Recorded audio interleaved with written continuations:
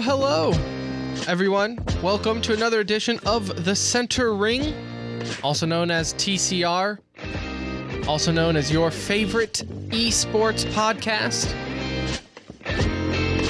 My name is Tim.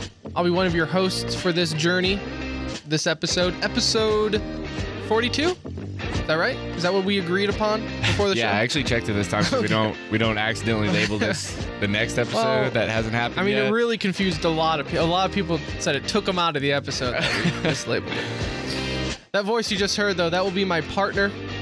That is Brandon. Brandon, how are you? Pretty good. Not too bad. A little sleepy?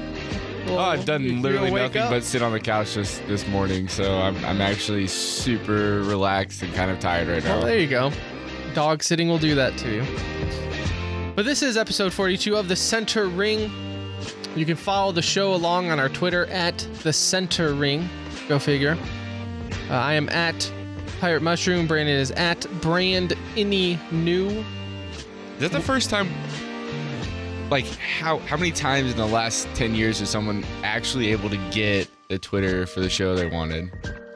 Well, it wasn't even the one we wanted, to be honest. I wanted at TCR. Yeah. But some private account with like 4 followers beat me to it from probably what they made 10 years ago. And because, you know, Twitter is Twitter, they won't let you have it unless you copyright it. So maybe one day. But let us know what you think of it there, because this is probably the best episode we've ever done. We did a lot of prep work for it. We're late. I know we're late. Or are we early for next week's episode? However, like, I still want to reference like we've gone around the globe. The first 2 episodes, we said it was going to be a bi-weekly show, so I feel like we're still just banking extra episodes every time we record a weekly one. This is true. We're over-promising, or I guess under-promising, over-delivering is how it works. But no, we were late. Look, we record downtown. Sometimes life gets in the way with jobs. Sometimes Kanye West gets in the way with him performing next door. And we just don't want to deal with the traffic. We don't make enough money. And when I say that, I mean we don't make any money doing this to put up with the amount of downtown plus Kanye West traffic. So maybe we could have got him on the show. Maybe that was a missed opportunity. Maybe we would have saw him in the parking garage and been like, yo, Kanye, you want to talk about Cloud9 t-shirt you have on? You want to talk about esports? There is Kanye, I'm going to let you finish. 0% chance. I'm going to let you finish, but he would even know. You'd be like, what? What'd you call me? 0% chance. But this is kind of a ragtag episode. When I say that, I mean, there wasn't just a whole lot of tournament play going on throughout the week for us just to... There was a ton of league play, but let's be honest, trying to follow one of the 4 or 5 different Counter-Strike leagues that are going on right now. You have to, with CSGO, you have to kind of talk about it in general. Like recent performance as a whole. Whoa. Unless you pick a league. But if you pick one league, then 1 week you probably won't even care about insert team. Well, they only play 4 matches, right? But the problem is there's so many leagues. I mean, you look at teams that are playing 5-6 matches a night, but they're jumping from league to league to league. It's just hard to follow all of it. Yeah, well, and you can't pick one. If you're just picking one league, you're missing storylines all across the board. Yep. Are you not going to count an upset in E-League if all you do is choose to follow, ESL? So you can't do that. So that's why we don't really get too hung up on what league we're discussing. We discuss generalities here. And speaking of generalities, we're going to start the show off talking about Thorin's recent releases. Okay? But before we do that, or I guess before we get to that, let me kind of break down the show. We're going to end with e-news like always. We kind of have a hodgepodge, a melting pot, if you will, of Clutch or Kick, everyone's favorite segments of controversial decision-making and why I am right and Brandon is always wrong, where we kind of break down some stories that, are they stories or are they just cannon fodder. Yeah, they kicked up dusts. Are they just things that people are bringing up for the sake of having a talk show segment on? But no, we want to break down Thorin's thoughts, if you will. Thorin released on Gamers with a U, because kill me. He released his top 10 latest CSGO rankings, world rankings. All right. And this is as of the 22nd of September. So 2 days ago. So this is hot off the press. Oh, that was 2 days ago? It seems like it was a while ago. Yeah. Well, that's what happens, man. That's what happens. No, this was only 2 days ago. So this is fresh. And the reason we're going to bring this up is because, as different from like HLTV or GoSuGamers.com, their rankings are all algorithmed up and they have their point systems, and you can't really argue those because those are numbers, right? You can't argue the numbers. This is what it is because that's the way their math worked out. With Thorin, though, he does it a little different. He does it more in the sense of traditional power rankings, where it's his opinion. And you can argue opinion. You can talk about opinion. So that's what we're going to do. He rated the top 10 CSGO teams. Some conditions, though. Only LAN events in the last 3 months. Am I right? I know it's only LAN events. LAN event. I think he said for the last 3 months, this is the his opinions based off of there. Okay. Yeah, it's 3 months. You're right. All right. So I don't know, how did you want to just go 1 to 10 and kind of look at them, or how did you want to do this? I mean, I just break it down for the top 10 because some of them make sense. Some of them are pretty obvious. SK Gaming number 1, which we can bring up more. I want to dive into my thoughts on SK and Clutch or Kick. I don't want to completely pull back the curtain here. I think the only reason SK is number 1 is because no other team is number 1. Does that make sense? Because they were already there. Like, they were there, so you're going to give them the spot. Yeah. Whether or not they are playing like a number 1 ranked team. There you go. That's my thought.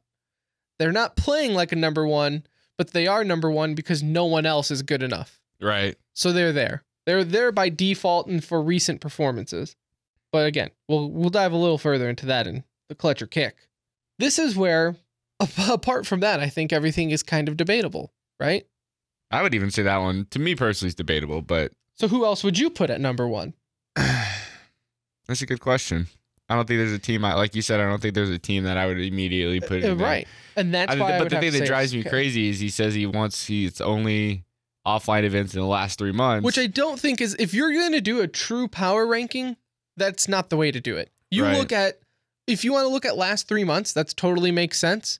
But you cannot just look at LAN events because CSGO is not just LAN events. No, but the thing that drives me crazy about it is SK Gaming haven't done any LAN events since when Fur went down with the ear surgery that he was getting. They stopped playing LAN events, right? So they haven't actually participated in any. So they haven't had a chance to lose as much? Yeah, so they've literally set on the top of this ranking based on their major performance, winning the major, which is, it's good, but other teams have been working a lot harder. Where's the decay? Yeah, right. Where's the decay on the ranking? And that's why I don't think it's fair to just use LAN events, because we discussed it earlier. All these leagues aren't always LAN. Yeah. So are you saying that their performance of online is just completely voided out from how people look at that team? I don't agree with that sentiment of, if you're going to do a true power rankings, do it off of their last 3 months of overall performance. Right. Because to me, this is a power ranking of last 3 months of LAN events. Like, you need a little quotations over power rankings here. He had number 2, though, being Virtus Pro, which... I've said for multiple times now where G2 and Virtus Pro, they're for a lot of people's rankings, they're normally floating around 2 or 3. And it's a weird feeling where I don't have really any solid evidence to tell you why they shouldn't be 2 or 3, other than the fact that I just feel like they're beatable on any given tournament. Like, Virtus Pro got dead last at that Star Ladder Season 2 finals. Yeah. Dead last with Na'Vi. And for whatever reason, other than that, their performance again, over the last 3 months have been pretty well. But I guess I weigh losses a lot harsher than wins. And I don't know if that's right, but I do. Yeah, but so like he says in his ranking there that VP's activity remains the friend, and they've begun to piece together solid resume of wins. And so like you have SK Gaming that sits at number 1 because they haven't played any offline events, but then you have Virtus Pro that are moving up the rankings because they have played more offline events. That's kind of something that kind of irks me about these objective sort of rankings. Where he doesn't weigh the same thing. Yeah, it just goes by his team to team or whatever.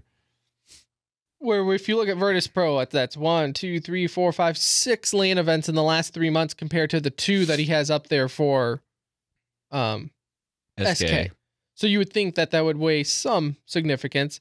Then you have G2, which is number 3. That's whatever. They're so under my radar. I don't care. Now, number 4. They were not in his last top 10. That would be Cloud9. Cloud9 is number 4 ranked in the world, possibly their highest ever. Okay. We've discussed them multiple times on this show. They have been on fire. Stewie 2K in particular, but ever since they got automatic, I think 4 is probably a right place for them. That team lives and dies on Stewie 2K's performances. If he's playing the way he can play, they win. If he's garbage, they can't win. Now, I will want to say this, though, because they've been, I think, taking some unjust criticism from a lot of fans and from a lot of people in the scene where, like, now they're making semifinals of all these tournaments, like at DreamHack Bucharest. Like, they made the semifinals there and lost. And, like, you're still having fans or people going, like, there's Cloud9. They decided to show up. Now, albeit that they're losing, like, 2-0, right? They're not making the semifinals against Virtus Pro or anything like that really pretty. They're not putting up a fight. They are looking very Cloud9-ish. But at the same time, like, let's look at the improvement. Are we seriously giving them the Astralis or Navi treatment of, like, well, you suck because you're getting second place? Just look at back, like, this is their last 3 months. If you go back 6 months, they're terrible. Yeah. Like, it would even out. This is just looking at the last 3 months. The last 3 months has earned them 4th place in Thorin's place, which everyone knows hates NA teams, right? Obviously. So. Well, he does say in there that he thinks Cloud9's unlikely to hold on to it, and he says that it's basically because all the other top teams aren't really playing LAN events right now. But SK is still number 1. Yeah. So, again, there's flaws in his system with ranking. That's obvious. All right, it wouldn't even take us to tell anyone that there's flaws in this ranking. Now, this is the biggest flaw in his ranking, is number 5. It's Team Liquid. Liquid, he has as the 5th best team in the world. Even if you're just looking at the last 3 months of LAN, how can you put that on there? Because all he is taking in this is the major where they finished 2nd, and this is why I'm going to get fired up. This is why it's stupid, because you have for Liquid, he has ESL 1 where they got 2nd, and then the ECS season where they got 5th and 6th, right? They tied for 5th and 6th. And so those performances alone earn them the top 5 seed or top 5 in the world. Yeah. Like, when you're looking at the teams, like, top 5 is like sacred ground of being like, you're pretty legit and you're going to contend. So what Thorin is telling you is Team Liquid is 5th best in the world. Oh, but let's ignore the fact that they didn't even qualify for E-League Season 2.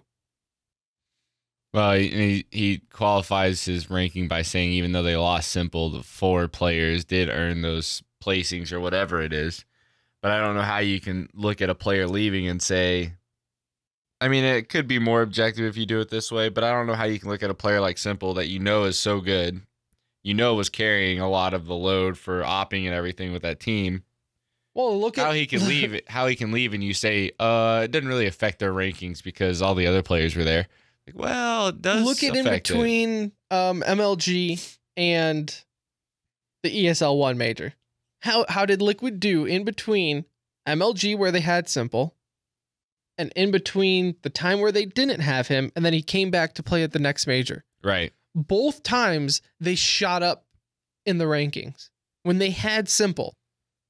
So look at, again, as a whole, their last 3 months performance of not just having or, you know, their whole 3 months, not just the lands. Yeah.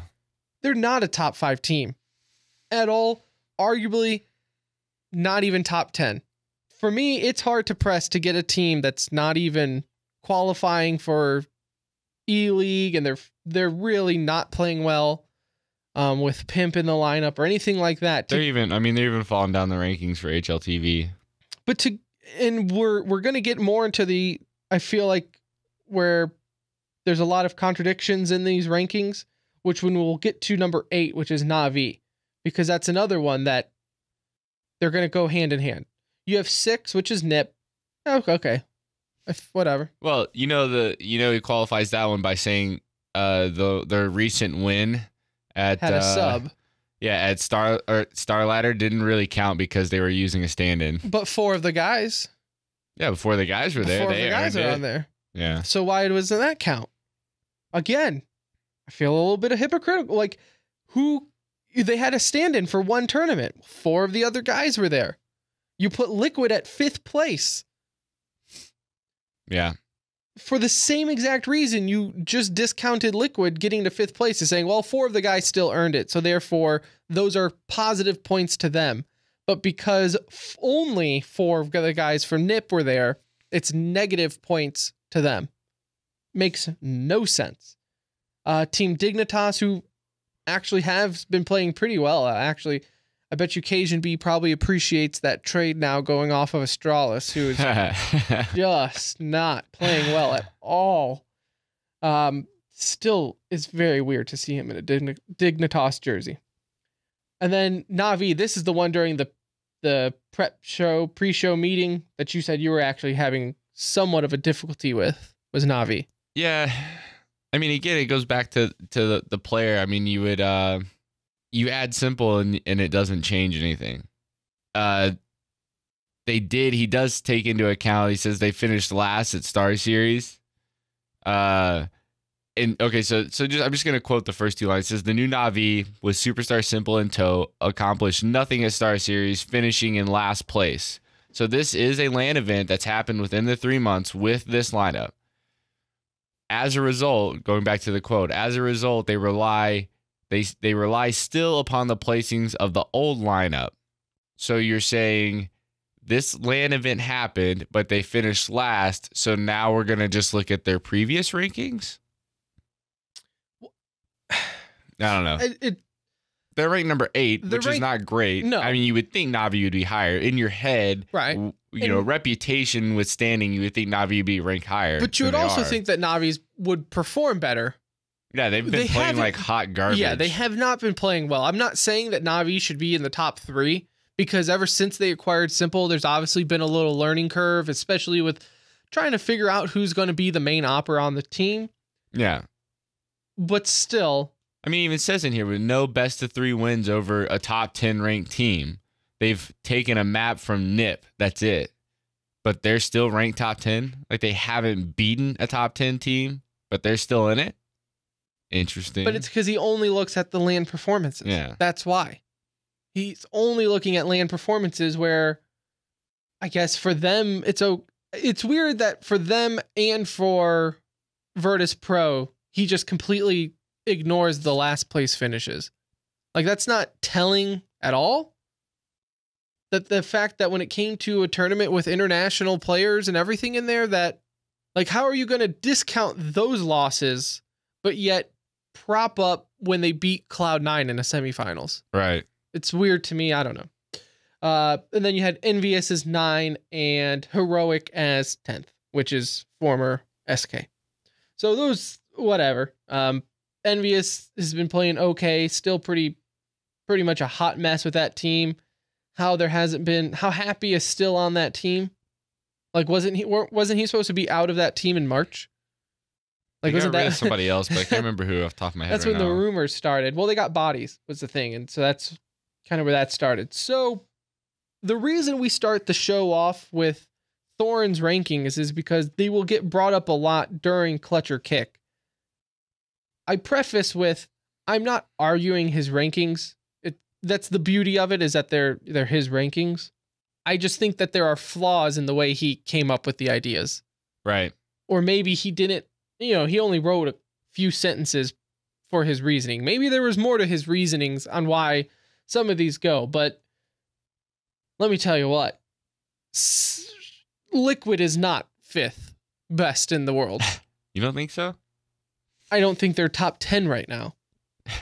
They don't qualify for anything. They can't beat the 2nd tier NA teams. Yeah, but they haven't lost a LAN match. Oh, this is true. They haven't lost a LAN match. You're right. You're right. Despite their last one really being the major with Simple, but hey, losing your best player completely doesn't have any. That would be like when the Bulls lost Jordan, and then people were still putting the Bulls as favorite because, well, look at their record last year. Yeah, but that was Jordan. No. Their record. Well, it's like when you win a match and you're like, well, I'm just gonna quit while I'm 100% win rate. Yeah, then 1-0, right out on top. Clearly are the best, Yeah. right? It has nothing to do with just that one win. So it's weird. I guess that's what it was, though. Is I feel like Thorin only looked at their record, the team's records and everything like that, and really didn't think of other factors into it. For some teams. But then, like we said, like with Nip, he punished them for only having 4 people in their lineup. I don't know. I guess that's why he can write the articles and we can't. I want to move, though, to Clutch or Kick, because this all kind of ties ahead into some news stories with CSGO and just across esports in general, where I want to discuss with you, Brandon, on should I care or should I just let them go? All right, we'll start here, keeping with CSGO. SK. Now, they've been performing okay, not really up to SK standards. They've lost to teams like Immortals and Optic Gaming, but basically have won everything else, but against North American teams like Selfless and Echo Fox and CLG, teams that you would really think they should beat. But there always seemed to be that kind of, like with Cold Zera, that whole mix-up and fair and all that. Are we seeing I don't want to know, is downfall too harsh of a word? A decline? A regression? Yeah. I think so. So, I mean, Fur's been out of commission for a while, getting surgery on his ears. I have the stats just in front of me from the Optic game because I specifically pulled it because Optic actually beat them pretty handedly. Is this, refresh my memory, is this the one that sent off Cold Zera on his... No, because that was with Showtime.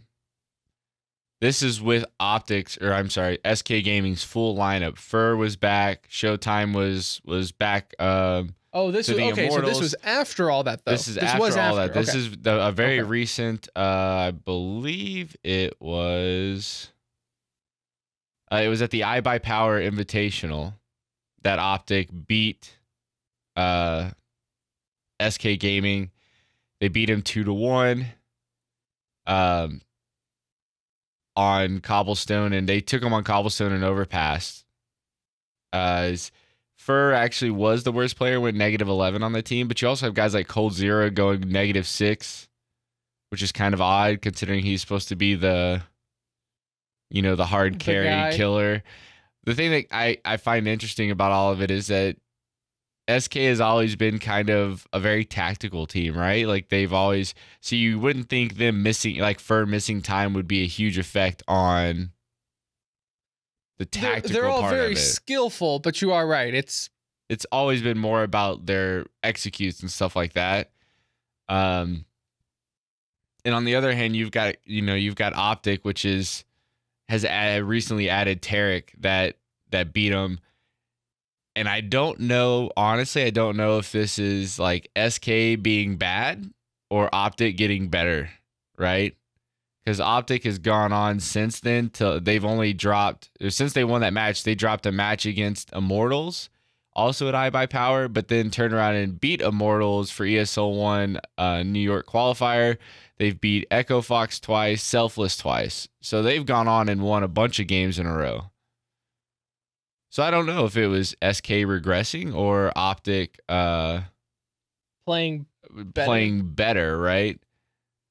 Since the loss to Optic Gaming, SK is, they beat CLG a couple times. That's what I'm saying, though. They beat Echo Fox, or they beat Echo Fox a couple times, but then they lost to Immortals 2 times in a row. Right. That's what I'm saying. They're dropping games that you wouldn't think, and I think they are playing now. SK and Immortals, I think they were winning when we started, so they are playing it out there. So I'm going to say, if I had to clutch or kick, I'm going to say clutch because I am interested to see how they perform next week at ESL 1 New York. I know why you want to clutch. You want to see the Brazilians fall. There is nothing that would make me more happy than to see SK just off of that. And Fnatic was supposed to be my one hope, but then they decided to blow up their roster and become completely useless on both ends.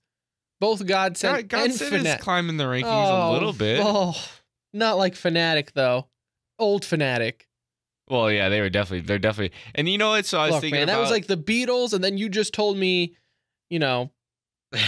like George and John just went on to do a duo record. Like, I was actually thinking about that when we were talking about SK being number 1 on his power rankings.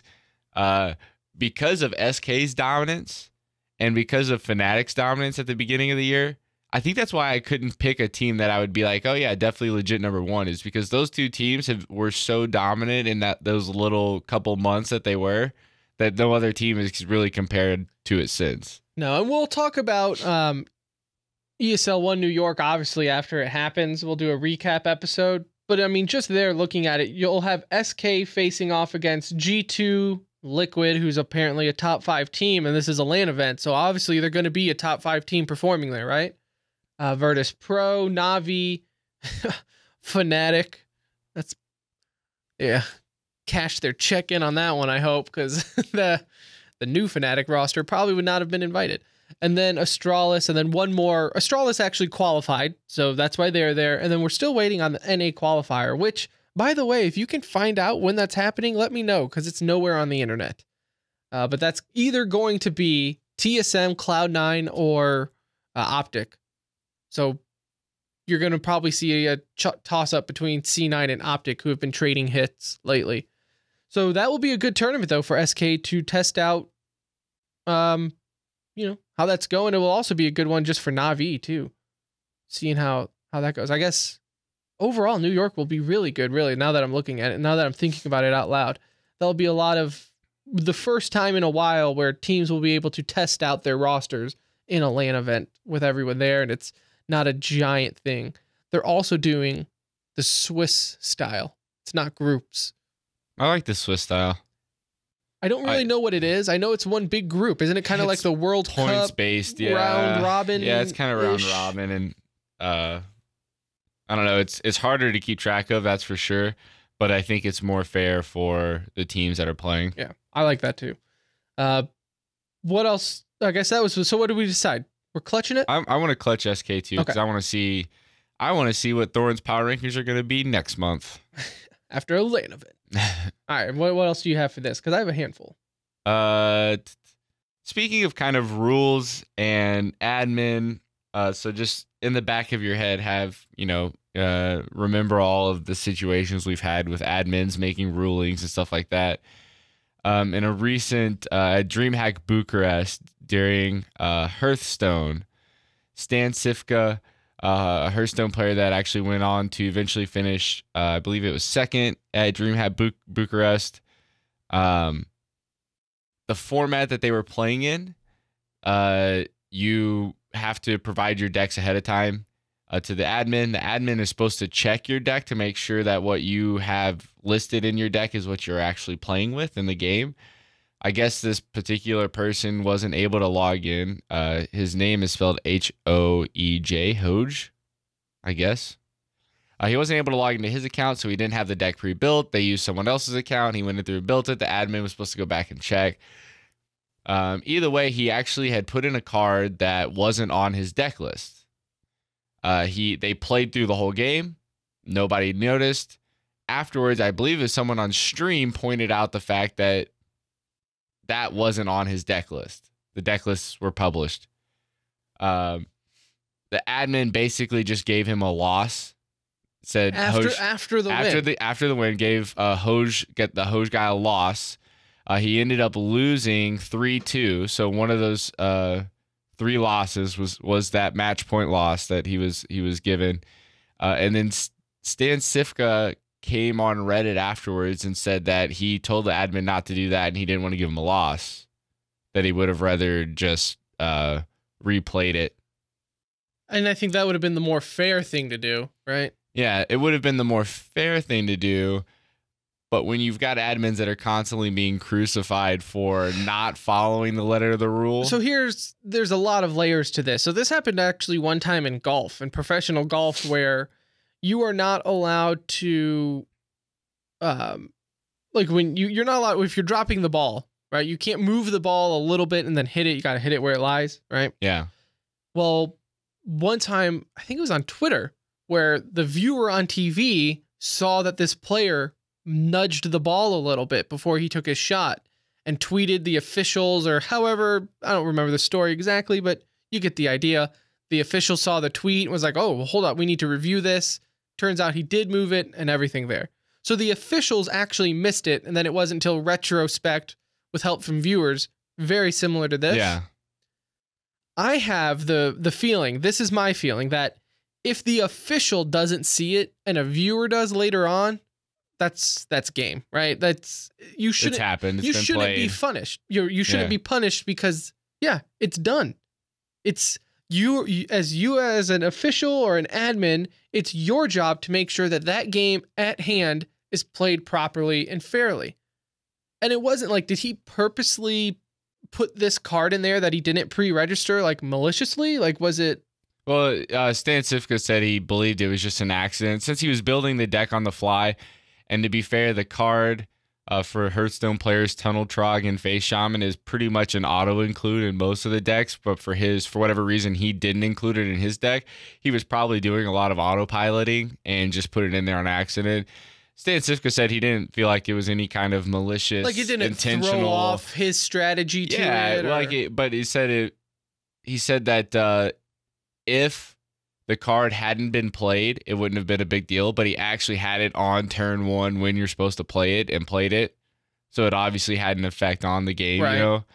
But he said he didn't feel like it was malicious, and he would have rather just replayed the game. I just feel like you shouldn't punish the players for poor officiating. And we've seen it time and time again where officiating, and I use that loosely when admins, whatever official you want to be, the rule enforcer, drops the ball. I mean, look at this you remember Northern Arena.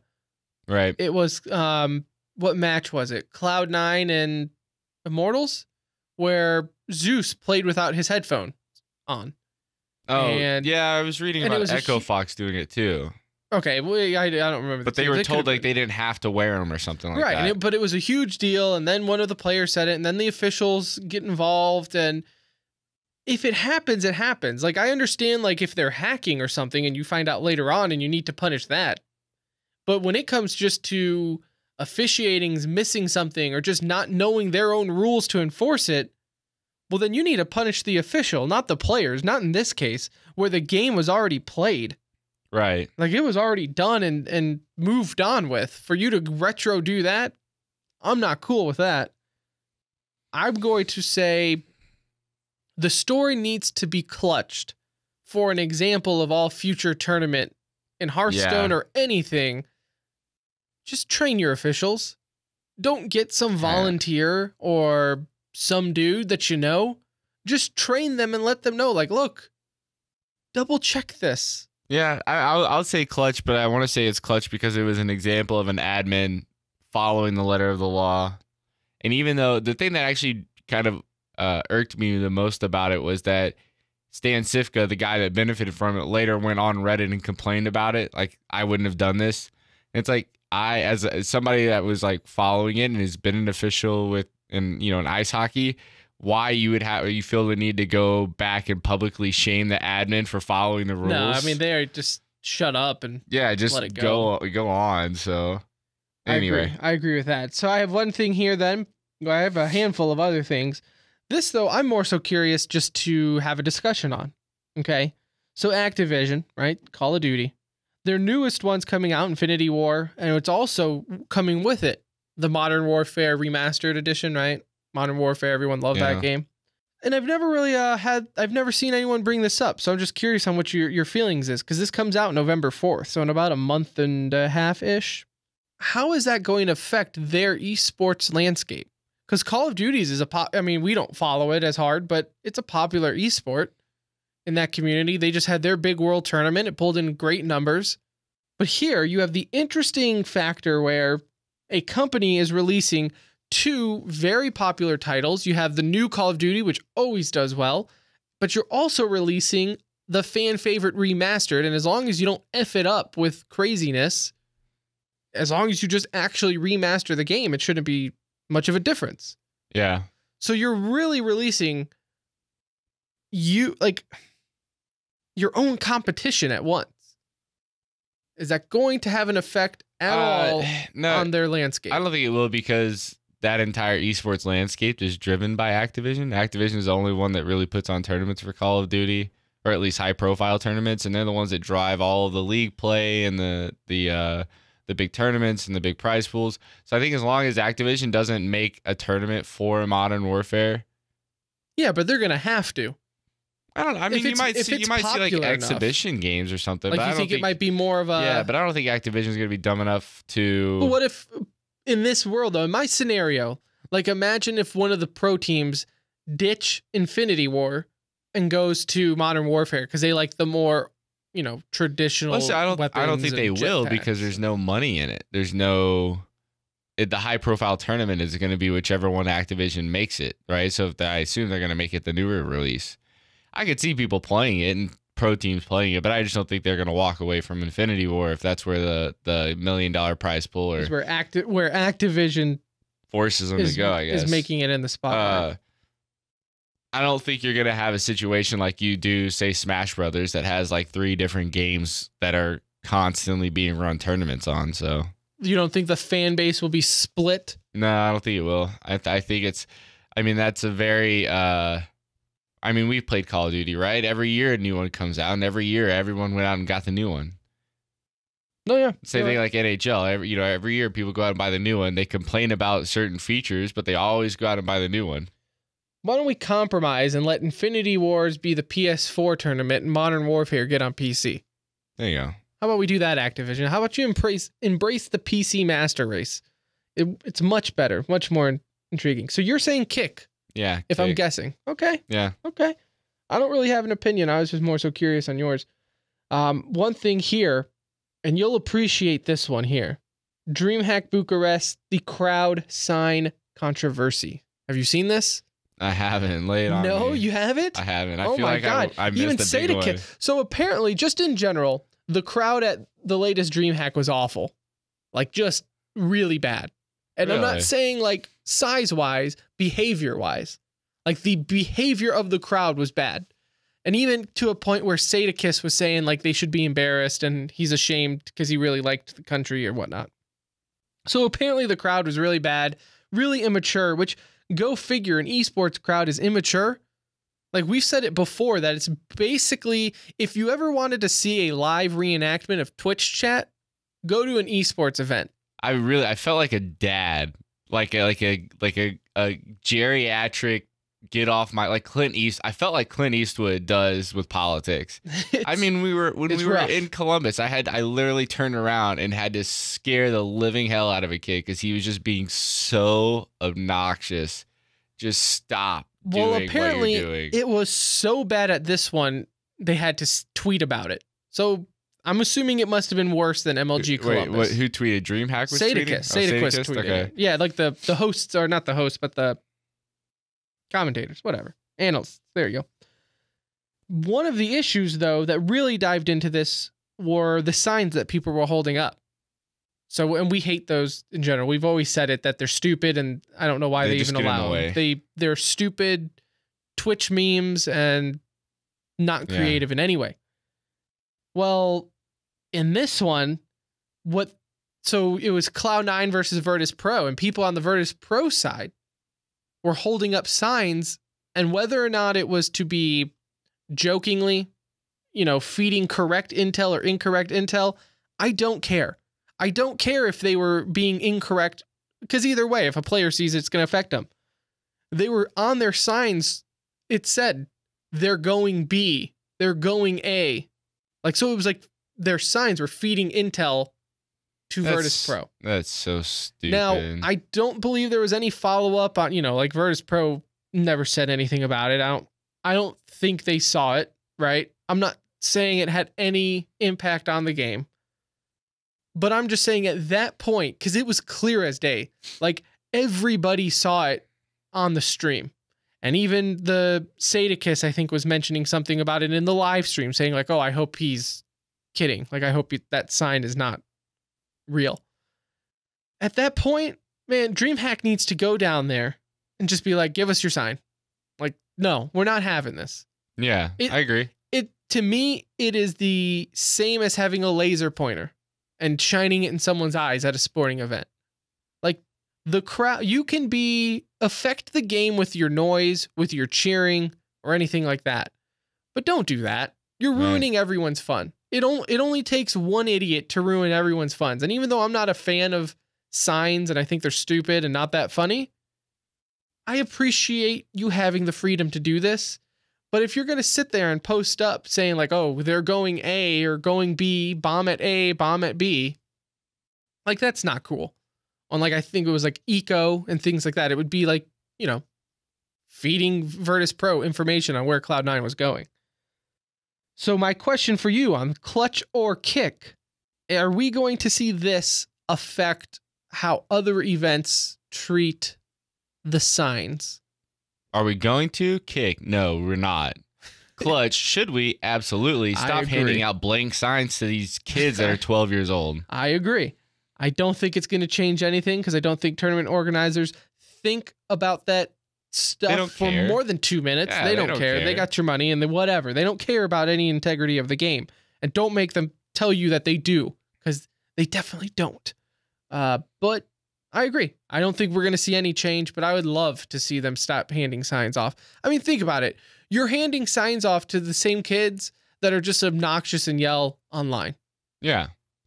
I mean, it's a side effect. They don't see the impact that it's going to have. Yeah, it's a side effect of the culture around esports, and that everyone's just looking to wreck somebody else and not actually contribute in any meaningful way to the ecosystem.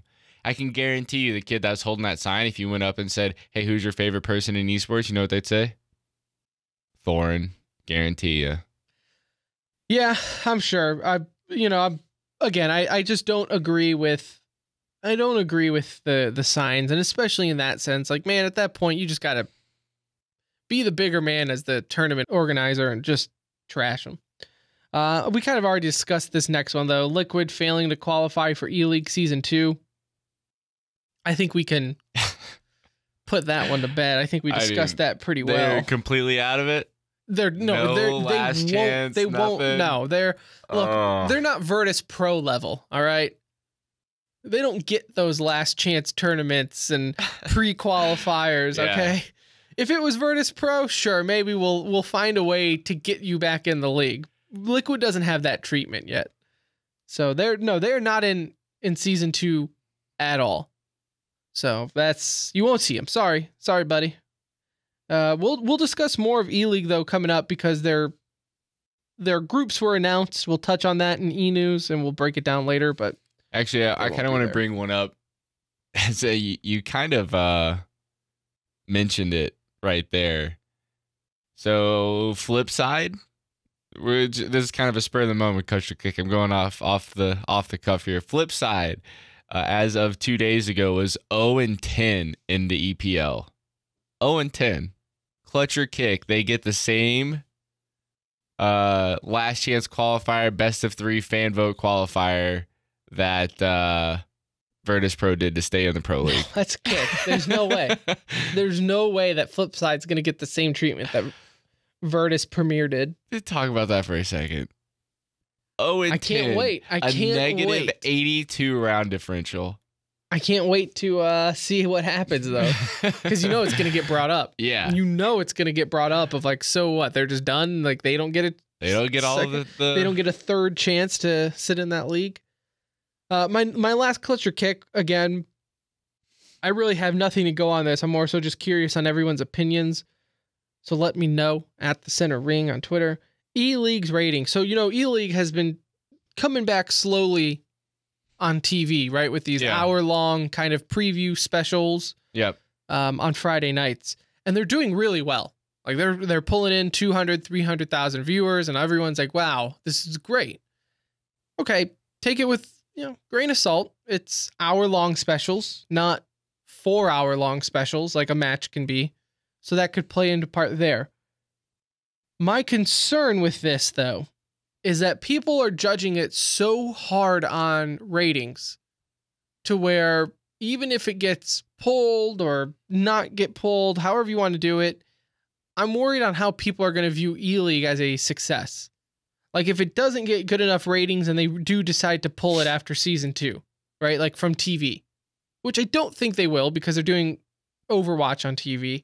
I think TBS is really going in on this one to just make it their thing.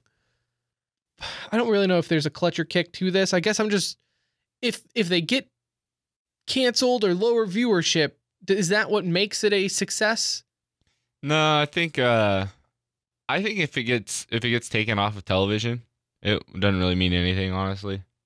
If you ask me, if it gets taken off of television and they continue to produce E-League content like for streaming and stuff, that's more of a indicator. It's more of an indicator of TV's failures than esports failures, right? Because I mean their Twitch stuff has been successful. I mean the tournament was successful. No doubt. We know firsthand that there's people inside of that would prefer to have a shorter show, and that shorter shows do better, especially if you could do it at a decent time and not 9 o'clock on a Friday evening. Like throw up 4 hours of programming on Friday night. Nobody's going to watch it really. Last night was Friday night, and I went to bed at like midnight, which is probably early for most on a Friday night, but it was glorious. Yeah. And that's staying up late for me. I normally go to bed at like 9 o'clock. I'm old, man. So staying up for 9 o'clock for a game is rough. So I could honestly see them dropping it off of television and it not being a damnation of esports, but more of television being the issue. Where it's at. So clutch or kick, then I guess this is mine, is this season, should we even care about the ratings? Clutch, yeah. You need to care about it, but I just don't think. Don't. Fuck it. Kick it. In the long run, doesn't mean shit anyway. That's what I think, too. I don't. I've been ranting about how people post that every week anyways, and it's like, I don't think that's really what they're going for here. I don't think they were looking to be the next NBA. So that's it. That's all I got for clutch or kick. I'm out. So we got clutch SK. We're clutching SK status. We want to see how they do at ESL 1 New York. You said kicking Activision and their double release of 2 FPS shooters. Yeah, I don't think it's going to matter. All right. We kicked if the crowd issue at Bucharest will do anything to affect future tournaments. We basically just made fun of Liquid. I don't know if we really decided on a clutch or kick. We just kind of said they suck. And then E-League, we said kick because the ratings don't really matter. Agreed. I'm on all of the above. Those were what I said. All right. So then moving on then to E-News, and then we'll send this piece home. Actually, so E-League, just since we're on it, E-League did announce that, their groups, they have 4 groups, just like last time. It's going to start October 21st with Group A. We can get more into this in future episodes when it comes closer to, since we have like a whole month before we have to really worry about this. But just I'll sprint through them here. Group A, Mouse Sports, Cloud9, FaZe, Immortals. Top 2 from each group are moving on. So clearly I would think Cloud9 is a favorite in that. Maybe Immortals if they decide to show up. Group B, this is one of the... So there's really two big groups in this tournament. Echo Fox. Yeah, there's two big groups in this tournament that everyone is saying, what the hell? Group B is one of them. Virtus Pro, NIP, G2, and Echo Fox. So, Echo Fox does not have a snowball's chance in hell to get out of that group. No, not at all. We don't know. Maybe. No. Maybe. No. That's 3 top 10 teams according to Thorin. Well, two of them are ranked 2 and 3. Those are top 10 teams according to anyone. The top 10 they're going to be and G2, 2 and 3. Yeah. And then NIP though, I mean on anybody's rankings you're going to see that those are top 10 teams across the board, and then you have Echo Fox. Who still employs Freakazoid. What? I said who still employs Freakazoid. Employs. I thought you said replaced. I was like, what? No, what still employs there? Freakazoid. No, Echo Fox. It's beyond me how that dude still has a pro contract anywhere. Echo Fox does not kick people off. They hold on to that roster, man. Sean Garris is still on there. I think Shazam is still on their roster, right? Yeah. So there you go. That's proof right there. Group C, you have... I saw some people saying like, whoa, Group C. I didn't really see that. No, you have 2 teams in there that are very easily going to make it out of the rest of them. Yeah, Na'Vi, Astralis, Alternate Attacks, and SK. SK and Na'Vi, easy. Yeah, right? Easy. I don't know why people were saying like, oh, sorry, Alternate Attacks. What do you mean? Astralis sucks? They haven't been doing anything lately. They've been way out of whack. So, no, Na'Vi and SK. And then Group D, you got Fnatic, Envious, Dignitas, and Optic. Ugh. That group literally does nothing for me. Like, who is gonna make it out of there? God, I think. Have you ever seen the South Park episode where they all have to play baseball and there's Bat Dad and like the kids are purposely trying to lose so they just get to go home? I feel like that's Group D, where like the only teams that make it out of there is because the other ones just wanted to just not play. I mean, if I know we're extending this further than we thought we were going to, but I mean, Dignitas and Envious, maybe. I mean, ask me after ESL New York. Yeah, I don't even know. That's a weird group. Well, we're gonna have to wait. We need more time between now and October 21st. Well, that's just when that starts. They won't play until probably closer to November, I think. Where we'll see. They definitely did not save the best for last, though. This is another situation. So it says the seeding of the teams hasn't been officially revealed. I'm reading off of hltv.org. But the assumption is that they were based on placings in the previous season and qualifiers similar to that is used at the majors. I hate that. Placing teams based on a tournament that happened 4 or 5 months ago, it shouldn't happen because so many things change in esports.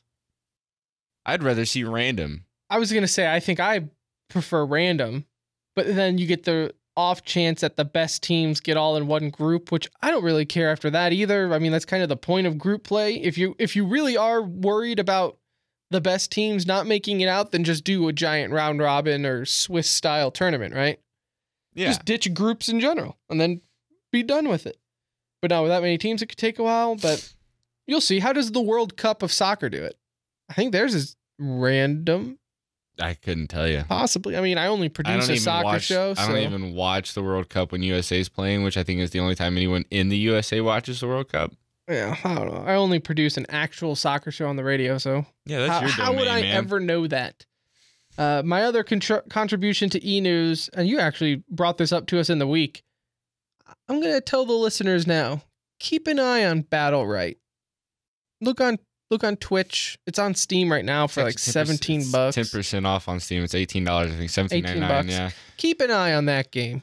That might fun. have something to it. It's the quote unquote spiritual successor to Bloodline Champions, which everyone seemed to have a lot of fun with. I just got done playing the tutorial before we came out here, so I've played just a little bit of it. I think I have like 5 hours on it so far, and it's not bad. Not bad. I know they had like a little fun tournament this week. Basically, for those who don't know what Battle Right is, it's one word, Battle Right. It's essentially like take just the fighting from a MOBA. Take the bases and the lanes and the minions out, and it's just a giant team fighting type of game. I guess it's an arena fighter with heroes. I don't know what the official name of it is, but it's cool. I like it a lot. Check it out if you're into that type of stuff.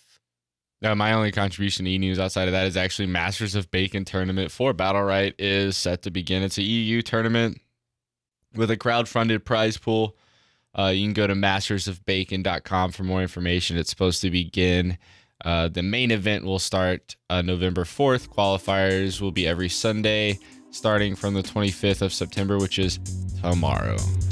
Can't wait. You know what also starts tomorrow?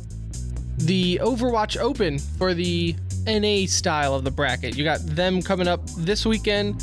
EU is next weekend, and then it was like the couple days later, they're actually doing it on TV, E-League, so that's going to be on TBS. We'll talk about that, though, in a couple of days, because we are going to have so because we were late with this week's episode, which is kind of next week's episode, we're going to do another episode this week, which is next week. So we're really just doing a 2-for-1 is what I'm saying. Yeah. We're just doing 2 episodes in 1 week, and, you know, we'll still get the same amount of listeners, which is no one, and that's great. So we got like 10 or so. You know, but we love all of them equally.